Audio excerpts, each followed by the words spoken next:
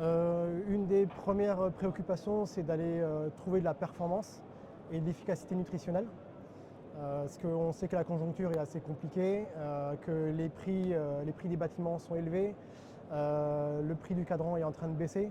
Donc les éleveurs vont aller chercher de la rentabilité sur le terrain via l'efficacité nutritionnelle, l'amélioration de l'indice de consommation, aller chercher la croissance, tout en préservant une bonne sécurité digestive dans les élevages. Les éleveurs vont aussi rechercher de la sécurité sanitaire, notamment par rapport à tout ce qui est gestion des problématiques salmonelles.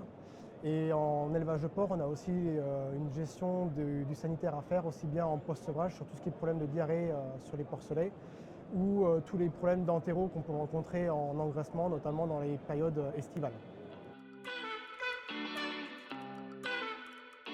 Aujourd'hui, c'est les cours, parce que jusqu'ici les cours depuis 2 ans, aussi bien au niveau monogastrique que ruminant, étaient bons. Et aujourd'hui, donc, on a des cours en monogastrique qui baissent, également au niveau du lait, quoi. Mais bon, ça reste quand même, les clients sont bons, c'est un bon niveau encore, quoi. Mais il faudra faire face en 2026, 2027 à une baisse en compte des cours. Toutes les problématiques en compte de support qu'ils nous demandent de notre côté, parce que l'ADM en compte, je dirais, de Vitalax, c'est beaucoup la partie élevage.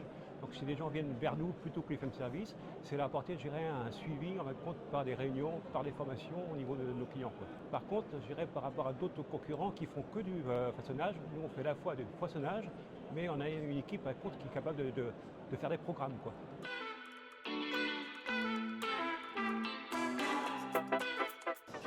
Nous accompagnons nos partenaires industriels via de la formation, du support technique sur le terrain et de l'accompagnement à la prise de décision, notamment sur les démarches sanitaires.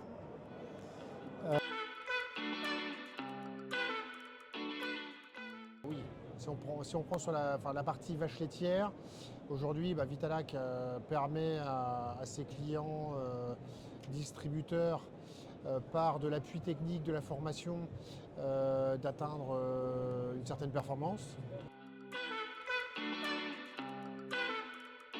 Donc, concernant les mycotoxines, par exemple, en 2025, il y a eu une importante campagne qui a été faite auprès des éleveurs pour analyser leur maïs et voir les niveaux de mycotoxines qui pouvaient impacter les ensilages notamment, enfin les fourrages plus globalement, et accompagnement des éleveurs et des distributeurs pour mise en place de produits qui aident à limiter l'impact économique et santé des mycotoxines.